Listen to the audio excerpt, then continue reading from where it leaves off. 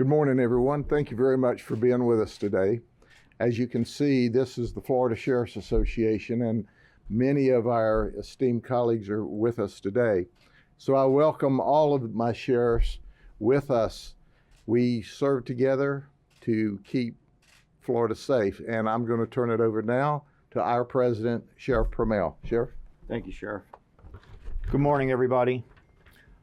First, I want to start off by thanking Governor DeSantis, Senate President Ben Albritton, and Speaker of the House Danny Perez. Since these immigration discussions have started with the special session, they brought us right in and gave us a seat at the table to discuss all this. And now we have the laws that are passed. A lot of you have heard 287G. Well, 287G falls under Title 8 of the U.S. Immigration Code. And it outlines several different programs in which local law enforcement can use to assist ICE and HSI. One of those programs is what's called the Warrant Service Officer Program. This allows us to train our deputies within the jails. They get special certifications, and they can serve warrant detainers that ICE issues out to those criminal illegals that come into our jails.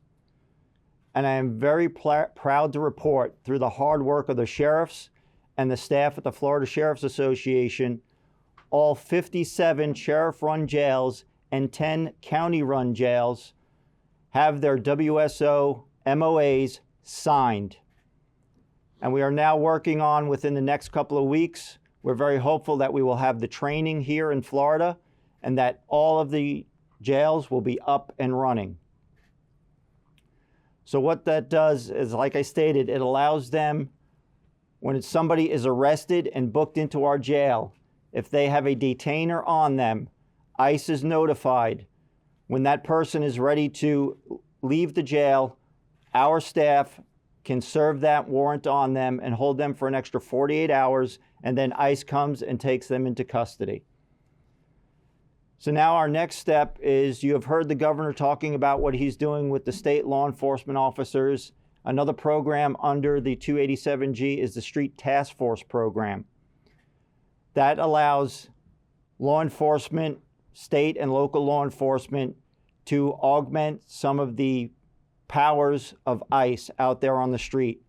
As we're doing our normal duties and we come across illegals that have detainers, we're able to do those investigations and turn them over to ICE.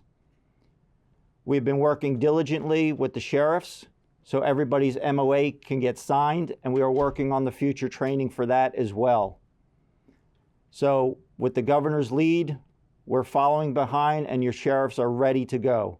So with that, I'm going to turn it over to our legislative chair, Sheriff Bob Gualtieri. Thank you. Good morning, everybody. I'm Bob Gualtieri. I'm the sheriff in Pinellas County and chair of the FSA Legislative Committee. So illegal immigration is a problem. It's not only a federal problem, it's a problem for all of us. It's a problem for every village, every town, every city, every county, and every state in America. It's a problem for a number of reasons, but at the forefront is the problem of criminal illegals. Those in our country who wreak havoc in our communities, those who victimize our citizens by peddling their dope, stealing, molesting kids, and killing people. This is wrong. It's not okay. And there are some people out there, and we understand this, who espouse empathy for some people in our country illegally because of decades of failed federal immigration policies. Those are people who have been here for years, albeit illegally, who have assimilated into our communities, work in some cases, and in some cases even pay taxes, and those people commit no crimes. And there is room for discussion about that. But there is no room for discussion about those who are in this country illegally, who are victimizing our citizens, who are committing crimes, who are disobeying our laws. There's no room for discussion about that, and these people need to go, and they need to go today. There's also no room for discussion about the people who come here illegally, go through the immigration process. A judge orders them deported. They are deported, and then they come back again illegally, like the illegal who twice came back who killed one of our deputies in September of 2022. That guy, as I said, was twice previously deported back to Honduras.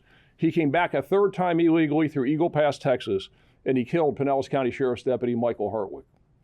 There's also no room for discussion about the 1.4 million people in our country today with active, final deportation orders issued by a judge who also issued a warrant for their removal, and these people simply flick their finger at the court and they haven't left. What I say to that is just no.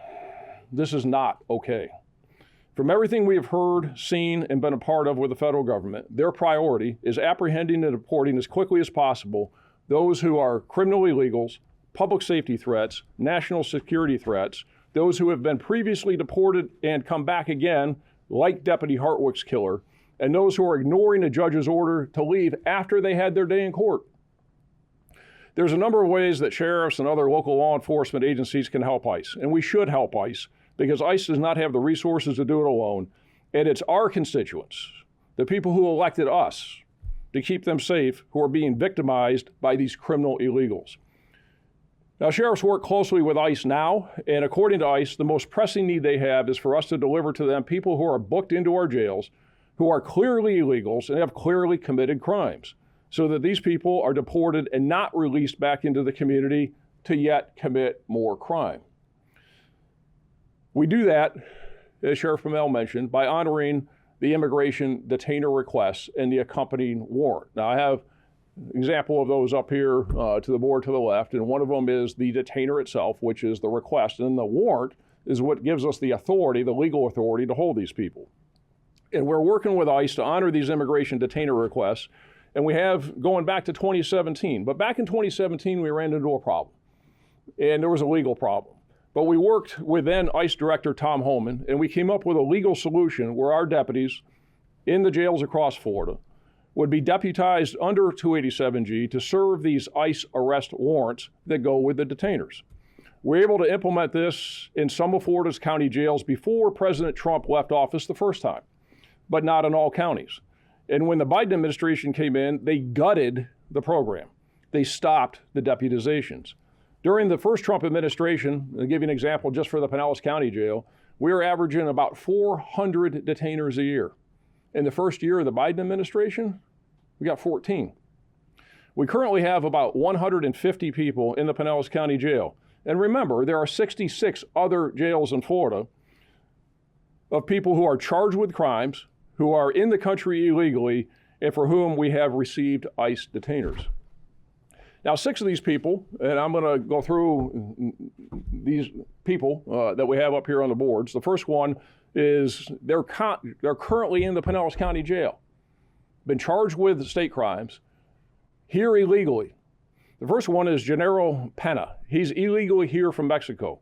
We arrested him in Pinellas County on a charge of burglary to an occupied structure. Now, think about this. He's here illegally from Mexico. He's breaking into people's homes. And here in Florida, okay, his criminal history is aggravated battery, trespassing, resisting a law enforcement officer, 2 additional previous burglary charges, brawling, possession of crack cocaine, petty theft, and criminal mischief. The next one is Samuel Pedraza Garcia. He's also here illegally from Mexico, and we arrested him on 20 counts of viewing and possessing child pornography. The next one is Moises Israel Sanchez Hernandez. He's illegally here from El Salvador. We arrested him on a charge of lewd and lascivious molestation of a child under 12 years old.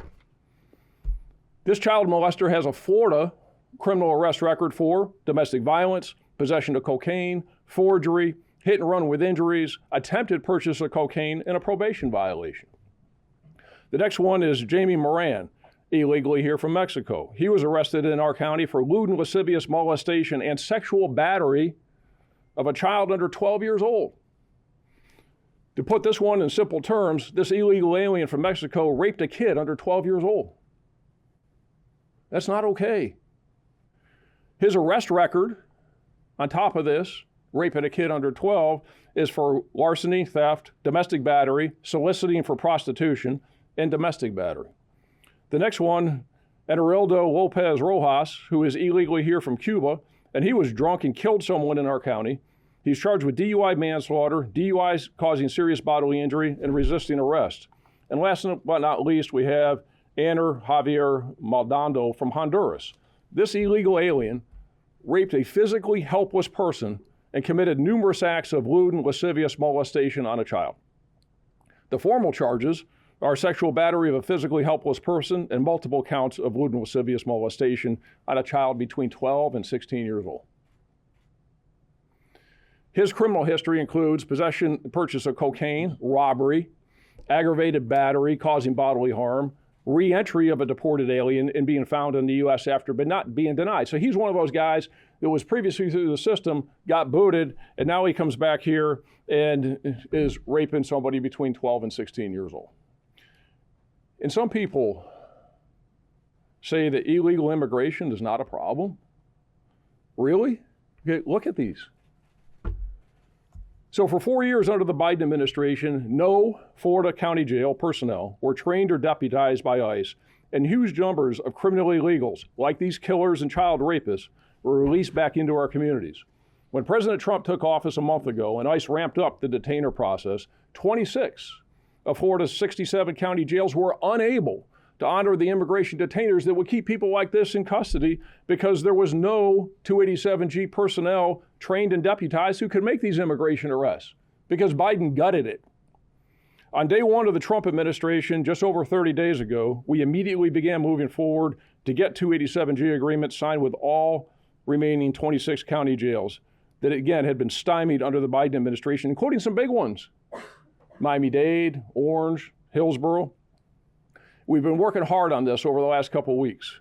And as was said, today we announced that we have signed agreements in all 67 county jails in Florida. Now, I want to thank Senate President Ben Albritton, House Speaker Danny Perez, and Governor Ron DeSantis for their full court press on immigration, and the immigration bills that they recently made law in Florida are good policy and good for public safety in Florida.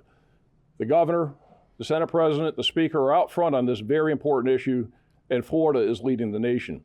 While the governor, speaker, and president have set the course, I also want to recognize and thank the staff behind the scenes in the Senate President's office, the Speaker's office, and the governor's office, especially their respective chiefs of staff and lawyers who worked tirelessly over the last few weeks to ensure Florida has the best possible legislation at the moment. Many thanks to those people behind the scenes who really got the job done. Now, one important requirement in the new state law is that all 67 counties must have 287G personnel and honor the immigration detainers. Implementing the process under which all jails will be able to hold these criminal illegals is well underway, and we hope to have it fully operational within the next 15 to 30 days. This is a big deal because it means criminals like these, people who kill people, people who steal, people who break into people's houses, people who rape kids, will be deported directly from jail and not released back to the street where ICE, or us helping ICE, have to go and track them down. It just makes sense from the jail out of here as opposed to the jail back to the street. This is another big change from the Biden era when these criminal illegals, because back then in the Biden era, during the Biden administration, when they were arrested, we couldn't turn them back over to ICE or turn them over to ICE because under the Biden administration, he required that they be convicted before they could be deported. That's ridiculous. So people like these would bond out of jail, stay in Florida because they had to be convicted, then do their time, then they would be deported. No more. Now it's jail to deportation. These 287G straight task forces that Sheriff Prummell mentioned, they're very important, and we're glad to participate. But according to ICE, plugging the hole in these jails that are not now honoring these detainers is the priority because it keeps clearly bad people from getting back on the street where then ICE has to go expend resources and we have to help them go find these people. It's also safer for the ICE officers to take these people into custody from the jail. The street task forces have not existed in 12 years because they were killed under the Obama administration. December 31st of 2012 is the last time there were street task forces in the United States. And 12 years of local law enforcement not being able to help ICE make these arrests has had an impact, and not a good one. People ask why so many Americans have died over that time from fentanyl overdoses. Here in Florida, in 2022, there were 6,230 people who died from fentanyl overdoses. Where's the fentanyl coming from? Across the border, peddled by these people. It is because that's what happens when there's a porous border, illegal alien drug traffickers run amok, and a strapped immigration agency can't get help from local law enforcement to deport these people peddling their poison. Another problem is ICE bed space. Sheriffs, all of us, are looking hard to see what we can do to create capacity in our jails to help ICE with bed space. ICE right now only has 2,000 beds in the state of Florida, and they're full. With the jail detainer program coming online in big counties like Miami-Dade, Orange, and Hillsborough, beds are going to be an issue, but that cannot get in the way of getting these criminal illegals out of our state and out of our country. The Florida sheriffs look forward to working with our federal partners to do what Florida citizens elected us to do, and that is to keep them safe, and we're going to do that. And I'll turn it over to Sheriff Judd. Thank you, Sheriff. When you look up here today, you see the best law enforcement leaders in the state of Florida. When you see this that says 67, you go, oh, that's good. That's no small task. It's the Florida Sheriff's Association leading the way for the state of Florida. But we're also leading the way for the United States. We're creating the example for other states, other sheriffs associations to follow. The reality of it is we have made it abundantly clear and are working with the federal government every day.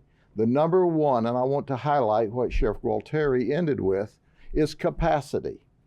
We can overwhelm their current ability to house people in days. As you've heard me say for the last 2 or 3 weeks, that in addition to that, there's about 1.4 million deportation warrants that's in ICE's custody, but our law enforcement officers across the state have no idea who they are. And the reason we have no idea who they are is because they don't put them in the NCIC system. Well, voila. This last Friday, they've put 700,000 of the 1.4 million that we're aware of in our NCIC system. Okay, so I want to frame this for a second. So now we've got 700,000 warrants of deportation. The big challenge, and we're working with ICE, but the president needs to get that big black pen out and get to signing EOs. We've got to have capacity, and it's got to come from the federal government. There's a lot of nuances and small rules that ICE has already broken down for us, but there's still a lot more to do. We are working around the clock in order to work the details out so we can ultimately help the president with his mission that, quite frankly, that was provided by the people of the United States who said, we want these illegal aliens who commit crime out of this country, and we want them out now. I applaud Governor DeSantis. In fact, you've seen this before, and you're going to see them right now. We showed you a while back some Ron DeSantis border crossing.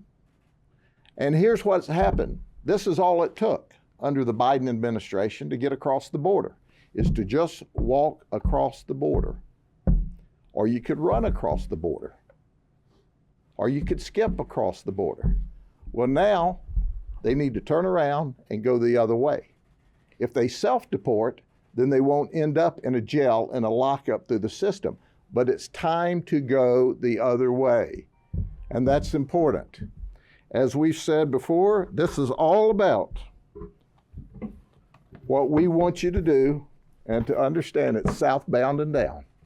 It's time to leave the country. You can leave by yourself or you can leave in handcuffs. But we're tired of people such as Sheriff Gualtieri's pointed out here that are in this country illegally raping, robbing, murdering, pillaging, and stealing and have multiple arrests. How did they get to the second arrest? Why weren't they deported after the first one? Because the federal government thinks more of the illegal alien in this country that's victimizing the good people than they thought of the good people. President Trump says it's a new day. Governor DeSantis says it's a new day. Governor DeSantis and our president, Ben Albritton, and our speaker, Danny Perez, says we're going to not only lead the state in keeping the people of the state of Florida safe, but we're going to lead the nation and show them how. With that, any of the sheriffs will take questions from y'all. I have a quick question. you mentioned Molina Salas, and I wanted to know your thoughts on him pleading guilty, and Right. also what do you feel like needs to be done in a workplace so that situation doesn't happen again? Well, I'm glad he pled guilty, and he's going to be sentenced upcoming.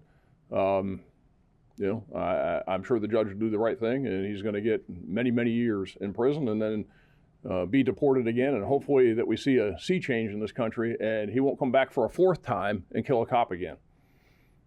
So as far as the company is concerned, I did a press conference right after Mike Hartwick was killed, and it was obvious that they were not doing what they needed to do as far as their diligence in making sure that they were hiring people who were illegal. Because I can tell you, I put eyes on some of those documents on a personnel file standing on the side of 275 when we were hunting this guy down, and they were just fake IDs is what they were. And he was able to clear E-Verify because he had fake information and fake IDs. But I believe there's still some investigation ongoing into that. But everybody needs to step up, do the right thing, and make sure that they're dotting their I's and they're crossing their T's as they're hiring these people, because when they don't, it ends up in tragedy, and we had a deputy killed because of it. I had a question on, just to clarify how the system works now. You mentioned you're not waiting for a conviction anymore. So what happens in these serious crimes? Is it, are they held and facing justice? So what happens is that people get booked into the jails. We get notified by ICE that this person has been confirmed as somebody who is here illegally, and then they send us the detainer and the warrant. And then that person goes through the state system on their state charges as long as they don't get out of jail. They don't bond out or somehow get released prior to their case being disposed of. What's happening under Biden is ridiculous, is people could get out of jail and bond out and then go out back into the community and wreak havoc because they weren't convicted. Well, if they sit in jail, then the feds, ICE, are going to let them bring their state case to conclusion. And then after the state case is to conclusion, then they'll deport them. But the good news is the days of catch and release, where you could go to jail, be illegal, be charged with some very serious crime, and get out because you weren't convicted, thankfully those are over with, because you had people that were getting out because of that policy. And that's just messed up. And then just to ask, you mentioned those borderline cases that are worth a conversation. So I did want to ask you about those. Has there been any concern about people falsely reporting crimes to get somebody put in jail or into the system? And what happens if a person is found not convicted or their charges are dropped? Does that change anything here? Well, you got a lot there, So I don't know what you're talking about as far as borderline cases are concerned. You get somebody that's, and again, the criteria that they use is somebody is a criminal illegal, somebody is a public safety threat, they're a national security threat. I'll call them a double dipper. They've been removed previously, now come back. Or a judge has already had a hearing, given them their day in court, they've had their trial, and they got a warrant that says get out, but they don't get out. That's what they're focusing on. And, like Sheriff Judd talked about is, and we mentioned that there's only 2,000 beds in Florida. They only got probably, 40,000 beds across the country. And so that's going to fill up, that whole category is going to fill up all those beds. And that is certainly the priority. And I haven't heard, and nobody who's being fair and objective about it has said that ICE has said, the federal government has said anything other than that's their priority. So yeah, there's people here that have been here for a very long time that are going about their business, and that's a different discussion for a different day. That's not what we're talking about here. Is the goal to open more facilities, perhaps, to have more beds, or what would your ideal goal be if you had that, federal support? Well, I think that the goal for us would be is to support ICE and to support the federal government with this as much as we possibly can and to the hilt. So we're going to be doing a bed inventory and looking at seeing what the county jails have. And if we have room, if we can enter into an agreement, we can house these people for them. And some of it is a temporary housing thing for only a couple of days, but some of it's more long-term. And where the real need is more long-term beds. Because as I mentioned, when this comes online and we get all 67 jails that are honoring those detainers, and some big ones that aren't doing it now because they can't, like Miami-Dade and Orange and Hillsborough, they're big, is that they're going to get flooded. So we need to do all we can to help them with the beds. But they also, as Sheriff Judd said, they need to help themselves too, and they got to figure this out. And It's tough, but that cannot stand in the way, because we can't let people like this back out on the street. They need to go. And and it does take a little bit of time, and they are rapidly removing some of these. The ones that already have what they call them warrants of deportation, and the ones that already have orders, they're getting them out in a couple days. Some of them take a little bit longer, so it's a process. But we're going to do everything we can. I can assure you, the sheriffs of Florida have talked about this extensively, and there isn't a sheriff in the state that isn't committed to making sure that people like this don't get out on the street and wreak havoc in the communities, and that we meet the expectation of our constituents, our citizens, and as we keep them safe. And make no mistake about it, there's not capacity in the Florida sheriffs or the county jails of this state to make any negligible difference. We've got to have the federal government create capacity. I think the last week I had 30 beds. The sheriff, I think he's got them sleeping on the floor. Yeah. Some sheriffs have a few beds, but we don't have capacity. So don't let us leave the illusion with you that we can handle all of these people, because we will overwhelm this system very rapidly. And we intend to work very aggressively, but that's why we're here making this statement today. And the federal government knows this. They have to create capacity. We can bring them all the business they can handle and more. Yeah, I mean, it's like in Pinellas County Jail, we have 3,000 inmates in the jail, and that's 200 on the floor. There's no room at the end. Now, we'll do what we can and hold these people on the detainers, but we don't have any mass capacities. We're going to look and see if there's any room, but we are not the big solution to the housing problem. On the street task force that you were talking about, one of you was talking about really having powers of ICE. So you mentioned during normal duties. So sheriff's offices will not be doing anything beyond normal duties in terms of going out and trying to find people who might be here illegally? So that's yet to be determined exactly how all that's going to play out. But if we know that there are people out here like these guys, is that it's the right thing to do. And I would imagine that under the right circumstances we're going to go get these people if they're not in jail and they're out on the street.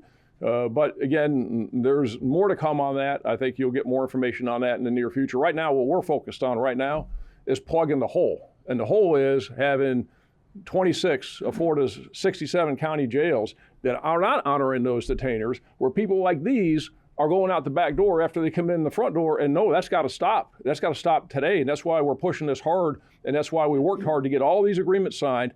And the Trump administration and ICE is working hard with us. We're going to get this training, and I hope within 15 to 30 days we'll be able to say that every single county jail in Florida is making sure that people who have killed people, broke into homes, viewing child pornography, raping kids, they're not getting out. Sheriff, I also have a question on that street task force. You said it stopped in 2012. Yeah. It's been 13 years. What has happened? Have you pushed for it in those 13 years to resume through the first Trump administration, Biden administration, and what has the response been when you pushed for that? Hell no. They wouldn't give us access to anything. I mean, and it was not a good situation.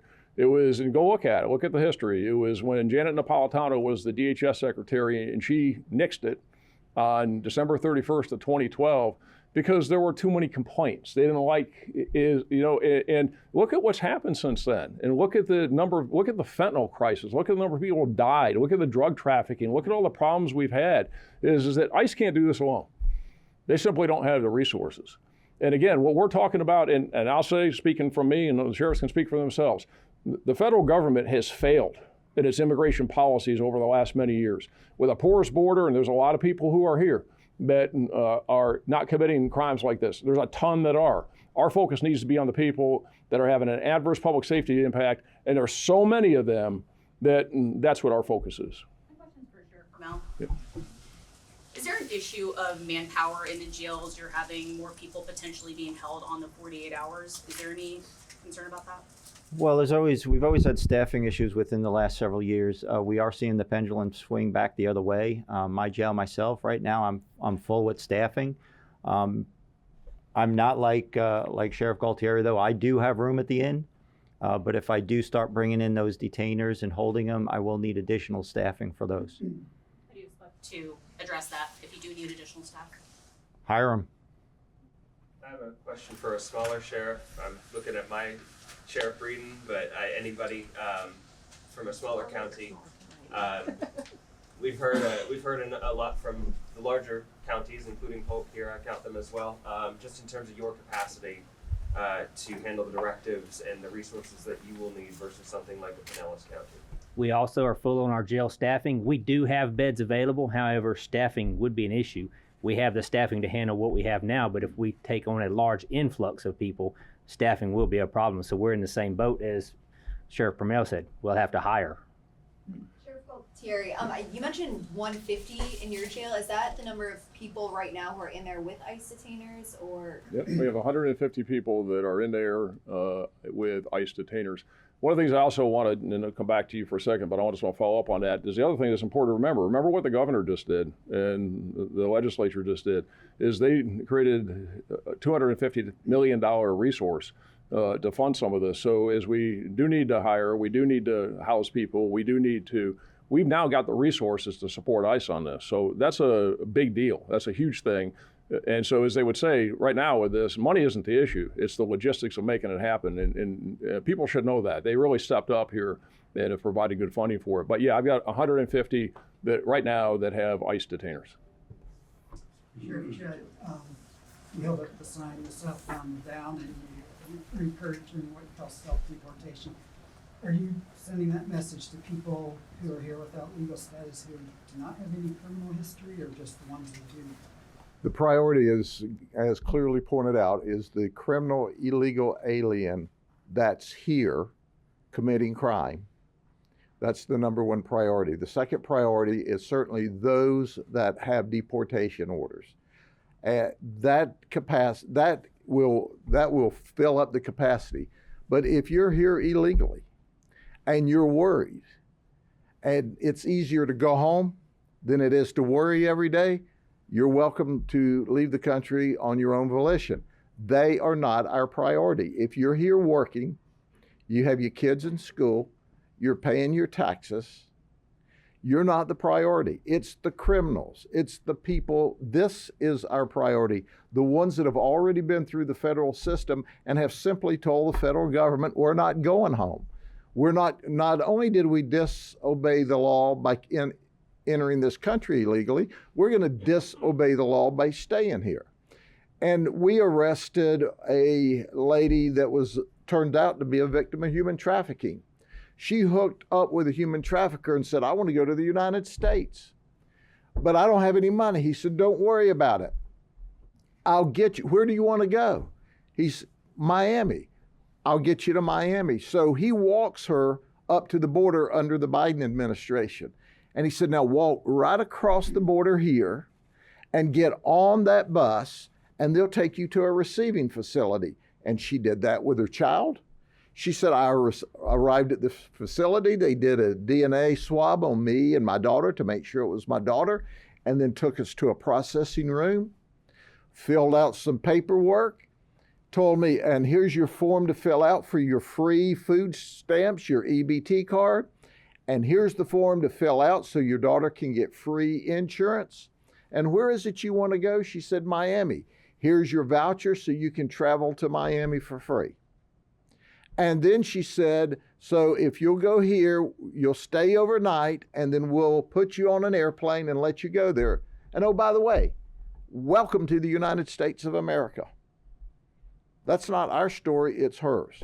So then she flies to Miami, where she's turned over to another human trafficker, because the human trafficker in Mexico is working. And she says, well, where do I work in order to pay back? He says, oh, you're going to prostitute. She says, I thought I was going to work. He said, oh, you are.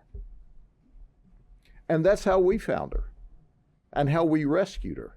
She thought she was going to come here and work in the fields, work in a restaurant, work in a grocery store. They put her out prostituting herself. That's what's going on. And if you think the person that human traffics this lady belongs in this country, you need a psychiatric appointment. They're victimizing a lot of the illegal aliens that are in this country. And we don't know about it because they're afraid to tell us. We want, whether you're legal or not legal, and you're being victimized, we need to know about that. But at the end of the day, look, our capacity, the federal government's capacity is going to be wore out by just dealing with the illegals here committing crime and those with deportation orders. So everyone else can take it easy. They're not the priority. They're not the focus here. But at the end of the day, how did we get here? Sheriff Gualtieri said it very eloquently. Failed federal policy. An administration in the last 4 years that allowed them to pour over by the thousands and thousands and thousands and thousands. Obviously, they really didn't care about them either by putting them in this country under those circumstances. But they certainly didn't care about the people in this country when we killed, in this country, 250,000, 300,000 people with fentanyl that came across the southern border. Meth comes across the southern border by the metric ton. They're sending victims of human trafficking across the border. And we have all of the sheriffs here, local law enforcement has been saying for a long time, there's a problem here. And the rules are so onerous with ICE. It's not the ICE folks that's trying to make it work. It's the administration that pushes these onerous ICE rules to where we can't help the federal government in the past. And what help we tried to give them was resisted because of the rules. The game has changed. And our governor in this state says every government agent in the state of Florida is going to cooperate to keep Florida safe, to create a national model. And that's supported by our Speaker of the House and the President of the Senate. We have a mission, and these sheriffs and their teams at home know how to accomplish missions. Give us the tools, change the rules, we'll keep the federal government busy doing what they should have been doing all along. Can you go into a little more detail on the training officers will undergo for these immigration? He's the subject matter expert on that piece. Sure. So there's 3 programs. One is the Warrant Service Officer Program, which is what we're talking about here. Very simple, very easy. It's the authority comes under what everybody calls this 287G, which is, don't worry about that. That's just a statute number, if you will. What it is it gets you to serve the warrants. It's about 4 hours worth of training, very easy, and we're going to get a whole bunch more trained here over the next 15 to 30 days. The next model is that where you have deputies or correctional officers in the jails, they can actually do probable cause arrests. And we have 4 counties in Florida where Sheriff Cook is from in Clay County, Collier County, Sheriff Waters is here from Duval, Jacksonville County, and then Sheriff Nienhuis in Hernando County, where they have sent their people to about a month worth of training back in the day, because there hasn't been training in 4 years because Biden killed it. And they went up to South Carolina, they spent about a month, and they can do more robust investigations.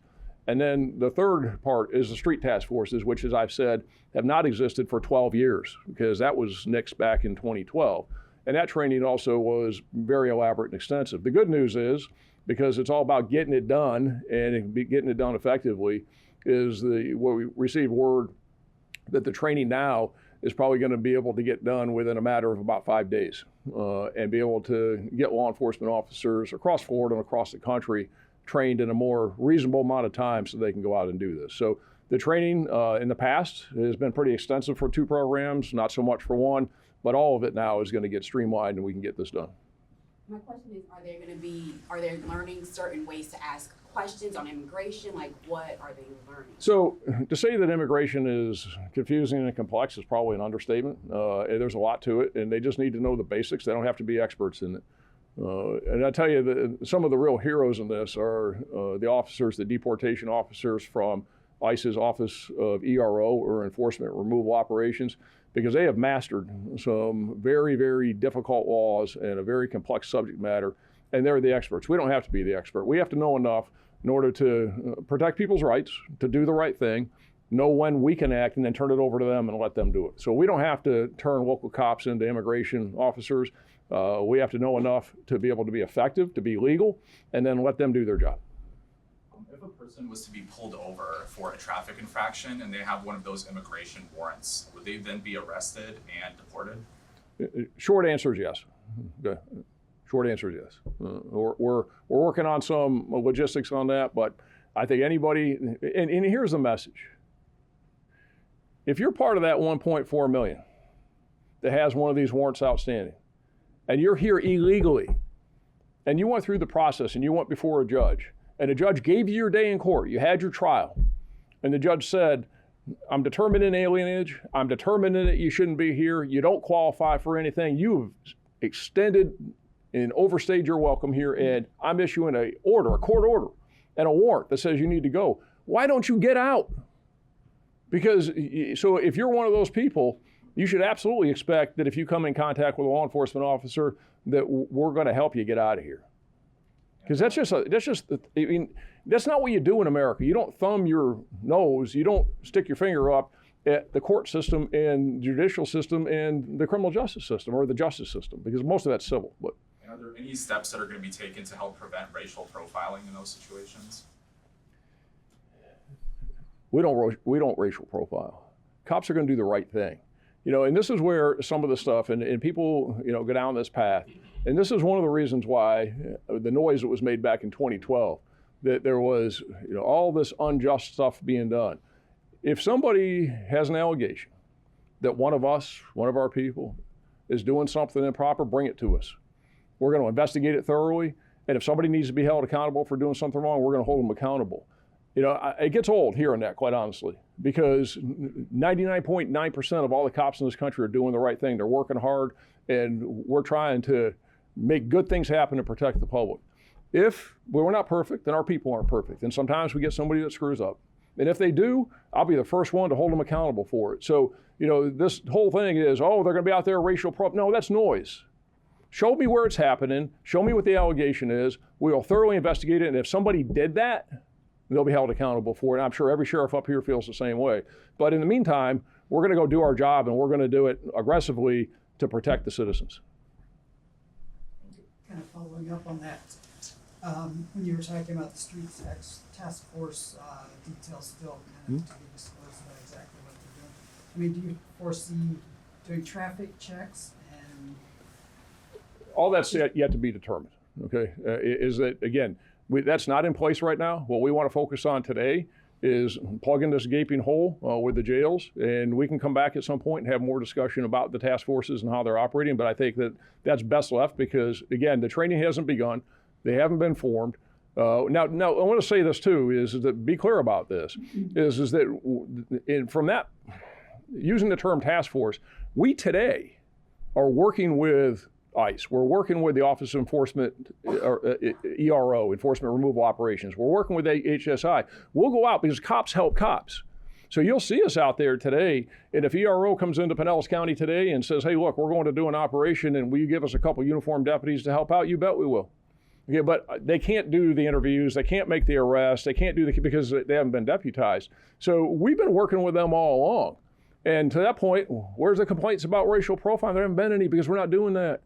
We've been working with them. We just don't have the deputization. So when we get that, then we'll figure out exactly how that's going to work. Sure. Being on the council, obviously it's still very new in the capacity issue you have right now. Are there any other feedback or insight that you've been able to give so far? I think Sheriff Gualtieri explained everything very well right now. This is all very fluid, and like he stated, these immigration laws are very, very complex. And we're all trying to catch on and learn how this all works. And we're, there's a lot of chaos up there in DC still. So sometimes the right hand doesn't know what the left hand's doing up there. So we're trying to get a handle on what's going on up there so we can start implementing policies, procedures, and what we need to do to get the job done and keep our citizens safe here. As we close up, there are those that raise those allegations about, is there going to be profiling? Is there going to be this? Is there going to be that? Listen, we're tired of hearing that crap. That's BS. It's total BS. It's woke left crazy talk. We do what's right and we follow the law. And if you're here illegally, we're going to boot your butt out of this country if you've committed crimes and are committing crimes. So tell everybody, take a deep breath, save that crazy talk for somebody else. And by the way, quit scaring the folks that are in this country legally and illegally, but aren't committing any crimes, into thinking that we're going to come run through their school or through their hospitals or through their neighborhoods. That's not it. We've got a plate full of illegal immigrants committing crime and warrants to deport those that have flaunted the system. And all this crazy talk just scares people that don't need to be scared. Just follow what the federal government tells you to do when they tell you to do it, okay? Thank you. Let me just, because you raise an important thing. This is something that comes up all the time, and we get criticized, or ICE gets criticized for it. Is that under Biden, he said that ICE could not go to a hospital, couldn't go to a school, couldn't go to a church. And so when the Trump administration reversed that and said, you know what, these cops, these ERO officers, they can go. Show me one time, one place, other than the hype, the hyperbole, the nonsense, all the rhetoric. Show me one time, one place where they have gone to a school, a church, or a hospital to do some type of a raid. All they wanted to do was take the handcuffs off of them. So when you get a 17-year-old Venezuelan gang member who's happened to be sitting at a school, that they could do what the FBI does, what DEA does, what the sheriff's office do, what the police departments do, is we're not restricted from going to get somebody in some place where you got one of these guys. That's all that was. But what that got turned into, oh my God, they're going to go into the schools and they're going to be doing raids and taking kids out. Show me one. Where at a hospital do they do that? They haven't.